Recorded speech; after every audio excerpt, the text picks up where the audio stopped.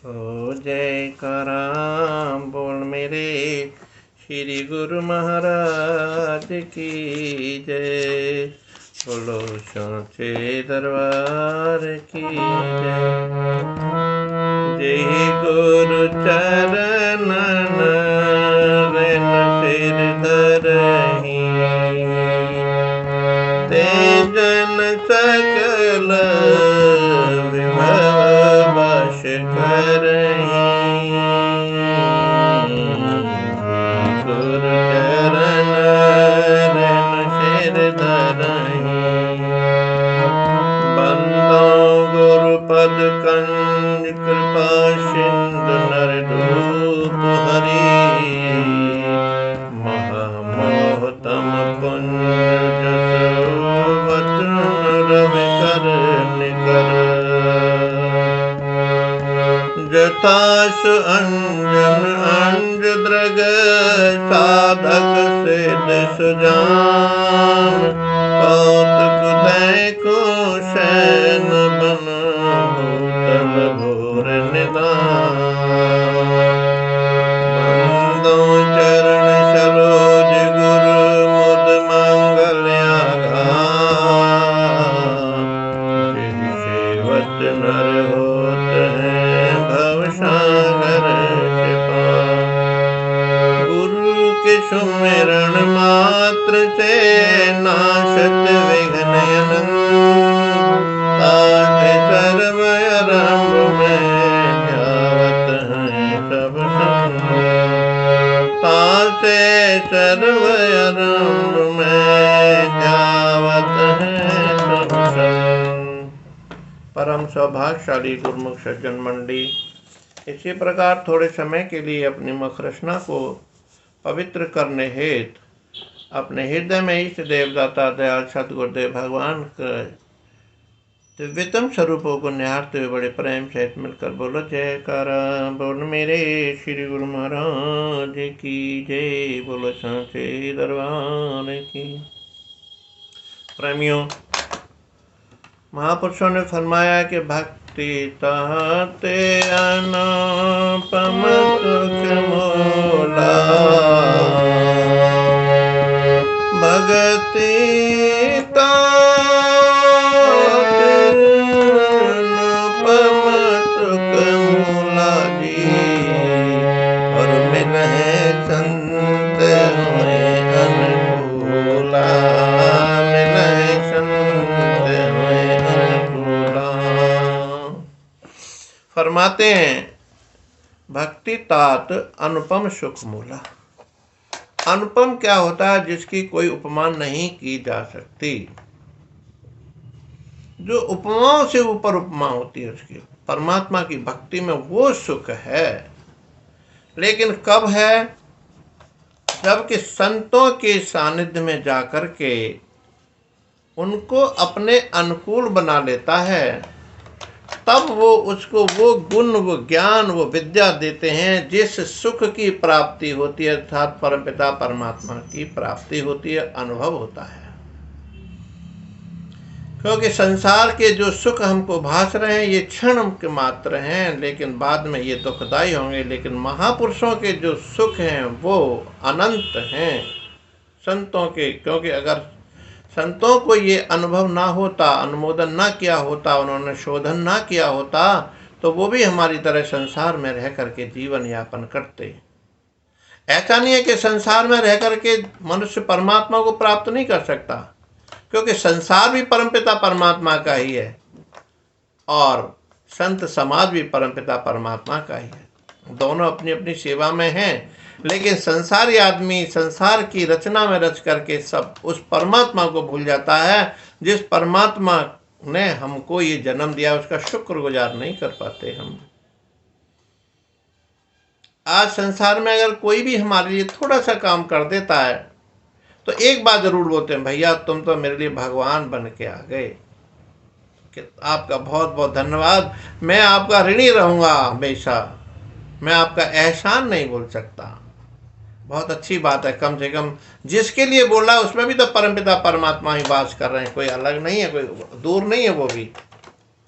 लेकिन जिस परमात्मा ने तेरे को ये जीवन दिया है, तेरे में इतनी बुद्धि दी है, विवेक दिया है, उन्होंने तेरे को जग जंजाल से फंसाने से निकाल रहे हैं महापुरुष या भगवान, क्योंकि संतों में और भगवान में कोई फर्क नहीं है प्रेमियों। वो हमको दिन रात अथक परिश्रम करके इस जग जंजाल से छुड़ाना चाहते हैं कि थोड़ा सा ध्यान, थोड़ा सा अपना मन महापुरुषों के चरणों में लगाता कि तेरे को जो अंतिम समय पे जाना होगा तो पछताना नहीं पड़ेगा। अंतिम सफर के लिए, यात्रा के लिए अपने पास कोई ऐसा साधन होना चाहिए, कोई ऐसी सुख सुविधाओं वाला सामान होना चाहिए जिससे कि सफर में हमें कोई भी परेशानी ना उठानी पड़े। जिस प्रकार से सफर में जाते हैं तो हम कितनी तैयारियां करते हैं, वस्त्रों की, पैसों की, खाने पीने के सामान की, कपड़ों की, साबुन की, तेल की, जो कुछ भी हमें जरूरत पड़ रही है वो लेकर के जाते हैं ना।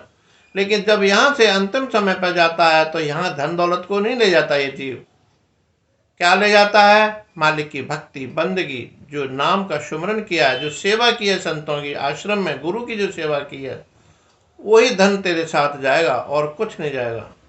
ये साथ न जाने बिन भजन विखिया सगरी छार, हर हर नाम कमावना तो ये नानक ये धनसार। गुरु नानक देव जी महाराज कहते हैं, प्रेमी केवल केवल मालिक की भक्ति और जो तूने नाम का सुमरन किया वही तेरे साथ भक्ति धन जाएगा, जो तुझे जग जंजाल से छुड़ा सकता। मालिक के सामने जब तू प्रस्तुत होगा तो सदगुरु स्वयं आकर के खड़े हो जाएंगे और तेरे कर्मों की विवेचना खुद कराएंगे, छुड़ा लेंगे उस जंजाल से। तो जितनी परमपिता परमात्मा के चरणों में भक्ति होती है, भगवान उतने ही खुश होते हैं। अच्छा, ये कृष्ण भगवान ने खुद कहा है कि मैं तो भगतन का हूँ दास, भगत मेरे मुकुट मणि। कितना ऊंचा दर्जा भगवान ने अपने भक्तों को दे दिया, बताइए। कितना ऊंचा दर्जा दिया भगवान ने। सदगुरुदेव भगवान अपने भक्तों को देख देख करके कितने प्रसन्न होते हैं। कितनी सुविधाएं हमारे दरबार में कर रखी हैं, आनंदपुर दरबार में, कि मेरे भक्तों को यहाँ दर्शनों के लिए आते हैं, इनके लिए कोई भी परेशानी नहीं होनी चाहिए, रहने की, सहने की, खाने की, पीने की, सेवा करने की, सोने की, बैठने की, उठने की, यहाँ तक क्या कि ट्रेवल्स का भी इंतजाम भगवान खुद ही करते हैं, हमें लाने की, ले जाने का इंतजाम स्वयं सदगुरुदेव भगवान करते हैं। क्या कमी छोड़ी है परमात्मा ने। हमारी भक्ति पर इतने रीझ जाते हैं, खुश हो जाते हैं और यही कहते हैं कि कबीरा मन निर्मल हुआ, यों गंगा का नीर, पाछे पाछे हर फिरे कहत कबीर कबीर। कबीरदास जी कहते हैं कि गंगा की तरह जब मन निर्मल हो जाता है, और यही भगवान को निर्मल मन वाला ही पसंद है, उसको ही लाइक करते हैं भगवान, तो उसके पीछे फिर खुद भगवान रहते हैं। अरे प्रेमी सुन मेरी बात, प्रेमी सुन। लेकिन प्रेमी कहता है कि अब मेरे पास समय नहीं है। क्यों? क्योंकि भगवान की मस्ती में धुन हो रहा है वो, और भगवान पीछे पीछे घूम रहे हैं उसके। कैसी विडम्बना है ये, देखो।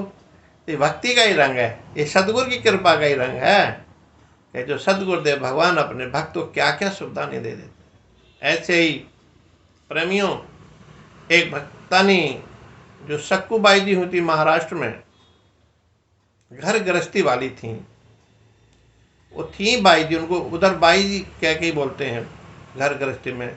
सक्कू बाई या मीरा बाई या और भी जो भी नाम होते हैं, बाई कह के बोलते हैं। हमारे दरबार में तो जो साधु संत होते हैं उनको बाई जी बोलते हैं। वो बाई उनकी एक कास्ट होती है, एक नाम होता है। तो सक्कू बाई जी बड़े धर्मार्थ और प्रेमी परिवार में जन्म मिला था। अब ये बात वही आ जाती है कि प्रारब्ध कर्म के हिसाब से जीव को वही जन्म मिलता है। मिलता तो मनुष्य का ही अवश्य, क्योंकि पुराने जन्म जो संचित कर्म है उनके हिसाब से, कर्मों के हिसाब से जीव को सदगति होती है, कर्म के हिसाब से दुर्गति होती है। लेकिन भगवान जिसको अपना बनाना चाहते हैं तो उसको भगवान सारे कष्टों को हरण कर लेते हैं। कैसे करते हैं? कि जो जो कष्ट होते हैं वो उसको सब सहन करने की हिम्मत दे देते हैं भगवान। और भगवान खुद कहते हैं कि जो मेरा बनना चाहता है, जिसको मैं अपना बनाना चाहता हूँ, उसको मैं दर दर की ठोकर खिला देता हूँ। शास्त्रों में देखो, ग्रंथों में देखो, महापुरुषों की यही लीला है भगवान की, कि जो जितनी ऊंची पदवी पे आज महापुरुष बैठे हैं, उन्होंने कोई सुख सुविधा में नहीं बैठे। यहाँ पे बड़ी बड़ी परेशानियां झेली हुई उन्होंने, शारीरिक कष्ट झेले हुए हैं, भूखे प्यासे रह करके, लेकिन मालिक की भक्ति करिए, बंदी करिए, जो कि आज उनके ही पथ प्रदर्शक पे हम रास्ते पे चल रहे हैं, बताई हुए नियमों पर भक्ति कर रहे हैं हम। क्योंकि उन्होंने जिन खोजा तिन पाइया, गहरे पानी पैठ, हों बावरी देखत रही रहे किनारे बैठ। हों कहते हैं अहंकार को। मैं अहंकार में ही बैठा रहा कि मैं बहुत पैसे वाला हूँ, मैं बहुत ताकतवर हूँ, मैं कुर्सी वाला हूँ, कोठी वाला हूँ, बंगले वाला हूँ, गाड़ियों वाला हूँ, मैं बहुत सुंदर हूँ, मेरे मुकाबले कोई नहीं है, मेरे वाला कोई ताकतवर भी नहीं है। ये सब सौंदर्यता, ताकत, पैसा सब ही धरा रह जाता है, लेकिन संग क्या जाता है? केवल मालिक के प्यार, मालिक की भक्ति, मालिक की बंदगी, वही साथ जाता है केवल। तो सक्कूबाई जी एक घर धर्मार्थ परिवार में जन्म लिया था। तो पहले जमाने में छोटी उम्र में ही शादियां कर दिया करते थे। सक्कूबाई जी की शादी एक परिवार में कर दी जो कि भगवान को नहीं मानते थे, और वो कृष्ण की परम आराध्या थी, भक्ति थी, भक्तानी थी। तो कृष्ण के बिना पूजा में नहीं रहती थी, और खाना पीना जो भी है पहले कृष्ण को खिलाना, कृष्ण को स्नान कराना, कृष्ण को कपड़े पहनाना, उनकी पूजा करनी, आरती करनी, ये उनकी सास को और उनके पति को और उनके ससुर को पसंद नहीं था। उधर महाराष्ट्र में भगवान कृष्ण को विट्ठल नाथ जी कहते हैं, विट्ठल मेरा विट्ठल, मेरा विट्ठल। विट्ठल की पूजा बहुत होती है कृष्ण की महाराष्ट्र के अंदर, और पूरे विट्ठल वासी ही हैं वो। अब जब भी उनको इतनी यातनाएं देने लग गई उनकी सास, उनकी ससुर, उसको बेचारी को कोई नहीं पूछता था। मारना, पीटना, 24 घंटे काम करना, भोजन भी देना तो क्या झूठा जो पड़ा रहता था, झूठे को देती थी सास जो है। अपने बर्तनों में थोड़ा थोड़ा छोड़ दियाती थी, उनको इकट्ठा करके एक बर्तन में प्लेट में डाल के कहती ले ये खा ले, तो गालियां दे के काम कराना, बर्तन साफ हो गए और बिगाड़ना, कपड़े गंदे हो गए और कपड़े गंदे करना। ये नहीं किया तूने, बड़ी महारानी आई है, बड़ी पूजा वाली आई है, बड़ी कृष्ण काल आई है, विट्ठल वाली आई है, ये क्या तेरा बाप करेगा, ये क्या तेरी माँ करेगी, तुझे कुछ शिक्षा दी तेरी माँ ने, तुझे पिता ने कुछ समझाया? वो बेचारी दुखी होकर के सब कुछ सहन करती, और जब थोड़ा सा काम बिगड़ जाता तो उसकी सास उसको मारती भी बहुत थी।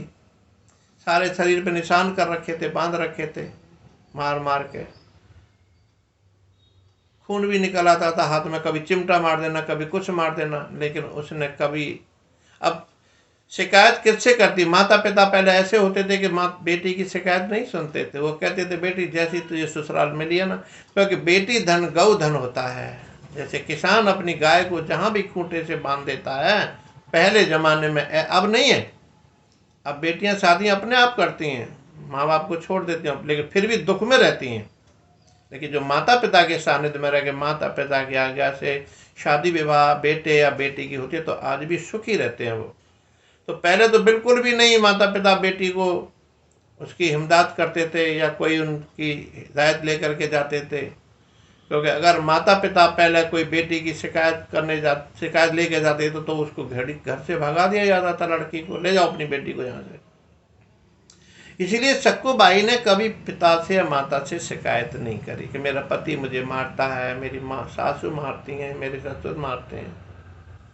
सारे दिन बेचारी 24 घंटे में उसको 2-4 घंटे ही सोने मिलता था। आखिरकार जब सजा देती थी तो खम्भ से बांध दिया करती थी हाथों को, और लात मार के गिरा देती थी, वहीं पड़ी रहती थी, रोती थी, मेरे विट्ठल मैं तेरे बिना नहीं रह सकती, मेरे कृष्ण, मेरे कालुड़ा, तू ही है मेरा जो कुछ भी है। कृष्ण भगवान देखते रहते थे, जैसे कि सुदामा के कष्टों को देख रहे थे, सारे कष्ट खत्म इसी प्रकार करते थे भगवान कृष्ण। ऐसे ही सक्कूबाई के भी सारे कष्ट, रुक्मिणी कहती थी कृष्ण भगवान हे मेरे परमेश्वर, देखो आपकी आराधना में आपकी भक्ता नहीं, सक्कूबाई कितना कष्ट उठा रही है, परिवार को कुछ तो करो। भगवान कहने लगे रुक्मिणी मेरी सक्कू बाई के थोड़े कष्ट रह गए, इनको कट जाने दो। और हुआ क्या कि मार पीट करके उसको ऐसी जब बांध खुद बांध दिया करती, फिर कहती थी तेरे बर्तन माँ धोएगी, ये कपड़े तेरी माँ धोएगी, अभी यहीं बैठी रहेगी। वो कहती सासू माँ मेरे हाथ खोल दो तो मैं काम कर लूँगी। तो रस्सी के घाव बन जाते थे हाथों में। उस पर कभी मलहम वगैरह दवाई वगैरह नहीं लगाती थी, मरहम भी नहीं लगाती थी। वो अपने आप ही अगर उस पर कोई दवाई लगा ले, देसी दवाइयाँ, तो उसको भी आगे मार, ये दवाई लगा ली, तेरा बाप लाएगा, तेरा ये करेगा, बताओ। रोती थी और रोती थी तो फिर मारती थी, रो रही है हमारे को दिखा रही है। कृष्ण भगवान के सामने आरती पूजा जरूर करती थी, मन ही मन में कर लेती थी। हे विठल मैं क्या करूं, मैं तेरी पूजा के बिना भी नहीं रह सकती थी। तो जो झूठा भोजन मिलता था, कहती थी हे विठल मैं कैसे भोग लगाऊं आपको। तो भगवान मन ही मन में अंदर भावना उसकी ऐसी बदल देते कि नहीं सक्कू भाई तू भोग लगा, मैं खा लूंगा। सक्कू भाई के प्रति भगवान का इतना प्रेम था और सक्कू बाई का भी भगवान के प्रति इतना प्रेम था, सारे कष्टों को कटवाते जा रहे थे। आखिर क्या हुआ कि महाराष्ट्र में जब भगवान द्वारकाधीश के दर्शन करने सब लोग जा रहे थे विठल जी के, तो उसने भी अपनी माँ से कहा, माँ सासू माँ से, सासू माँ और पति से भी कहा तो कि मैं विठल जी के दर्शन कर रहा हूँ 2 दिन के लिए बस, या 3 दिन के लिए या 4 दिन के लिए। सब पड़ोसी जा रहे हैं, गांव से जा रहे हैं। पति ने भी मारा और सास ने भी मारा और ससुर ने भी क्या काम किया कि उसको खम्भ से बंधवा दिया रस्सी से कि कहीं ऐसा न हो निकल के चली जाइए। आई विठल वाली दर्शन वाली, काम कौन करेगा, तेरी माँ करेगी। तेरी माँ ने नौकर भेजे थे हमारे लिए जो काम करेगी। खून पी लिया तेने, हमें दुखी कर लिया, कहाँ से चली आई, हम तो बड़े बुरे फंस गए तेरे चक्कर में। और बांध दिया, रोती रही सक्कू भाई मेरे, विठल मैं तेरे दर्शनों के बिना नहीं रह सकती, एक बार तो दर्शन करा दे अपने वहां करके मुझे। रो रो के पागल हो गई। कृष्ण भगवान पर नहीं रुका गया फिर, और सक्कू बाई के भेष में आकर के अपना रूप एक औरत का बना लिया। कृष्ण देखो ये है मेरे प्रभु, कहते हैं कि मैं तो भक्तों का हूँ ताज, भगत मेरे मुकुटमणि है। भगवान कृष्ण सक्कू बाई बन गए और आकर के गुप्त रूप से आ गए अंदर और कहने लगे सक्कू भाई मैं तुम्हारी पड़ोसन हूँ, ऐसा करो मैं तुम्हारी जगह सेवा कर लूंगी यहाँ, और तुम विठल जी के दर्शन कर आओ जाके। सक्कू भाई बोले मैंने तो आपको कभी नहीं देखा पड़ोस में। भगवान कृष्ण कहने लगे तूने नहीं देखा पर मैंने तुझे देखा, तू नहीं मुझे जानती, मैं तुझे जानती हूँ मेरी बहन, तू जा। भगवान कृष्ण ने क्या काम किया उसके, और अभी संगत जो गई है ना, अभी जो गांववासी गए हैं, अभी ज़्यादा दूर नहीं पहुंचे, थोड़ी दूर ही गए हुए हैं, वो उनके साथ चली जा दौड़ लगा के फटाफट। भगवान ने उसके हाथ खोल करके और कहा कि मेरे को बांध दे तू अब यहाँ पर, और वो बांध करके निकल गई चुपके से। और सेम सक्कू बाई के कपड़े, सक्कू बाई की शक्ल सब ऐसी वही बंधी रही, वही घाव अपने हाथों में बांध लिए। और सक्कू बाई के हाथ में जो घाव हो रहे थे भगवान ने स्वयं मरहम लगाया उसके हाथों से, आके जा तू दर्शन करके आ। अब शाम का टाइम हुआ, सासू आई, उसने फिर मारा उसको, अभी बंधी रहेगी या काम कौन करेगा। तो भगवान कृष्ण कहते हैं हाँ माता जी मुझे खोल दो, मैं काम कर लूँगी। भगवान बर्तन साफ कर रहे हैं, सक्कू बाई बन के खाना बना रहे हैं, बर्तन कपड़े धो रहे हैं, उनके पैर दबा रहे हैं सासू जी के, सारे काम जो सक्कू बाई करती थी वो करने लगी। आखिरकार जब विठल जी के दर्शन करने पहुंची सक्कू बाई, वो मत्था टेका, इतनी भाव विभोर हो गई सक्कू बाई जी, कहने लगी हे मेरे कृष्ण, ऐ मेरे विठल अब ऐसी कृपा कर दे कि मुझे यहाँ से मत भेजना, अपने चरणों में ठौर दे दे। इतने भाव में लीन हो गई और बेहोश हो गई, बेशुद्ध हो गई, और वहीं उसने भगवान कृष्ण के मंदिर में ही अपने प्राण छोड़ दिए। अब मैं जाना नहीं चाहती बस यहाँ, भला हो उस मेरी सहेली का जो पड़ोसी थी जिसने मुझे यहाँ भेज दिया, उसका उपकार नहीं भूलूंगी कभी मैं। अब जो पंडित था वहाँ का, जो महंत था, पुजारी जी, वो कहने लगा अरे इसको तो मैं जानता हूँ, तो फलाने गांव की उनकी बहू है भाई ये तो। अब वहाँ दूर है, कैसे उनको खबर भेजें, इतने में तो इसकी जो डेड बॉडी है बेकार हो जाएगी।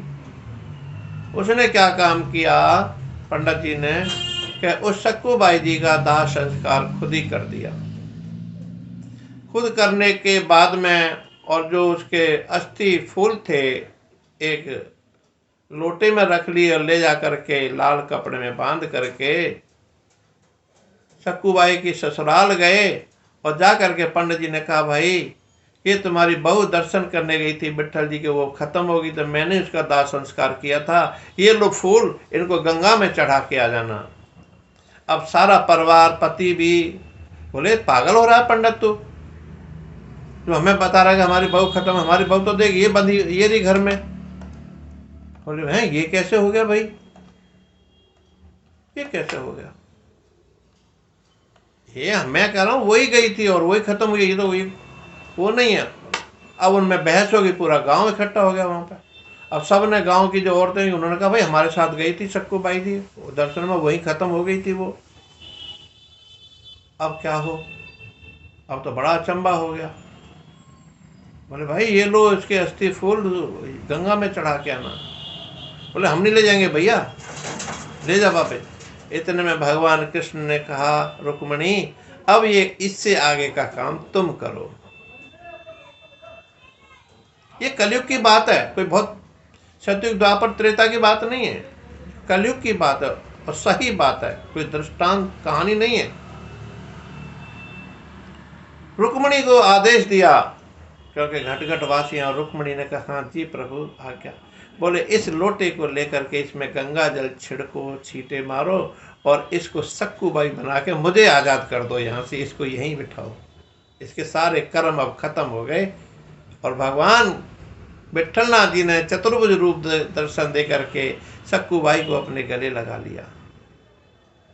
और जब वही सक्कू बाई उसी अस्थि कलश में से जब सक्कू बाई बनी तो सारे घर परिवार वाले हैरान रह गए और माफ़ी मांगने लगे भगवान कृष्ण से, परिवार वाले हमें माफ़ करना, हमें माफ़ करना। और सक्कू बाई ने भगवान विट्ठल जी के पैर छुए, हे नाथ मेरी वजह से आपने ये सारे कर्म किए, बर्तन झूठे आपने साफ किए, कपड़े धोए मेरे ससुराल वालों के, मार खाई आपने, रस्सी से बंधे रहे आप। हे विट्ठल नाथ मेरे कौन से ऐसे कर्म दे, मैंने अपने भगवान को इतना कष्ट दिया। कृष्ण कहते हैं नहीं सक्कू बाई तू मेरी है और मेरे में ही समाहित है, तेरे सारे कर्म खत्म हो गए, अब आगे का तेरा जन्म नहीं हुआ, जब तक मेरा नाम होगा तब तक सक्कू बाई तेरा नाम होगा। ये भगवान की कृपा है। देखो सक्कू बाई जी कहने लगी हे कृष्ण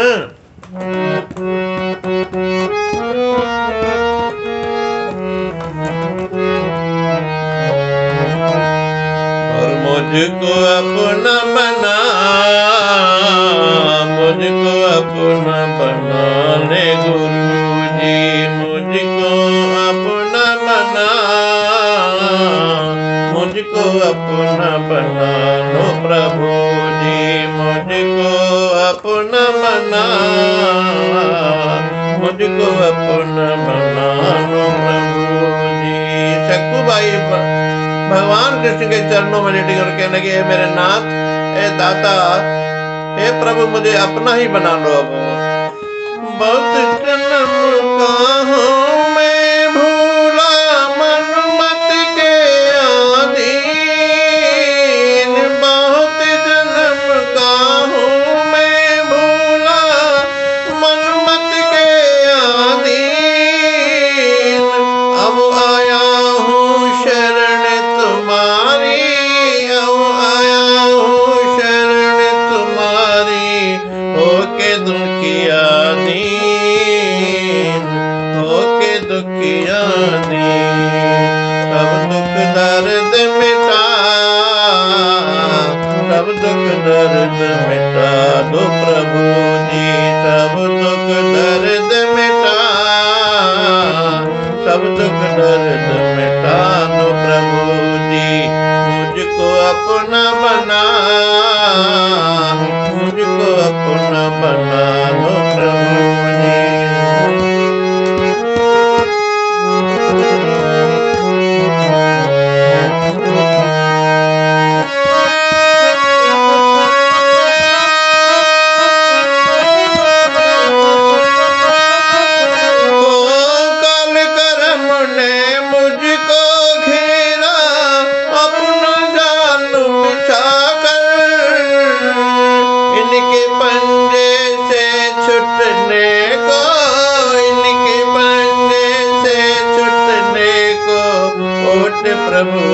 तेरे ठाकुर, कोट प्रभु तेरे ठाकुर।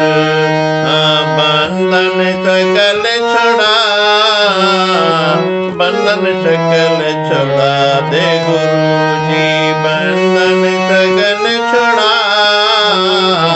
बंधन सकल छुड़ा दे प्रभु जी। मुझको अपना बना,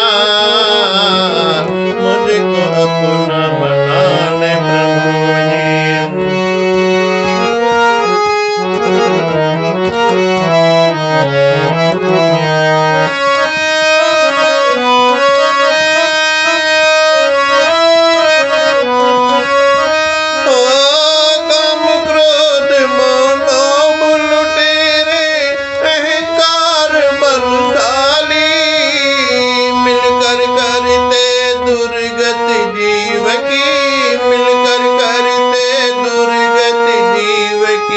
चलते उल्टी चाली, चलते उल्टी चाली, इनसे नाथ बचा, इनसे नाथ बचा लो प्रभु जी। मुझको अपना बना, मुझको अपना बना लो प्रभु जी। मुझको अपना बना, मुझको अपना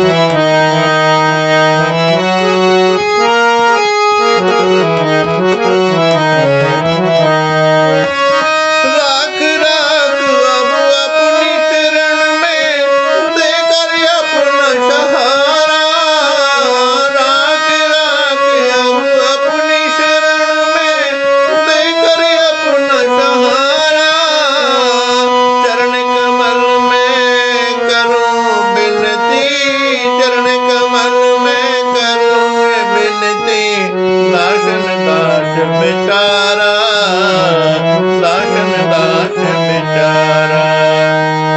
चरण कमल में लगा, चरण कमल में लगा लो प्रभु जी। चरण कमल में लगा, चरण कमल में लगा लो प्रभु जी। मुझको अपना बना, मुझको अपना बना लो मुझको अपना बना, मुझको अपना बना लो प्रभु जी। मुझको अपना बना, मुझको यही प्रार्थना सक्कुबाई ने भगवान श्री कृष्ण के चरणों में करी, विट्ठल जी के चरणों में।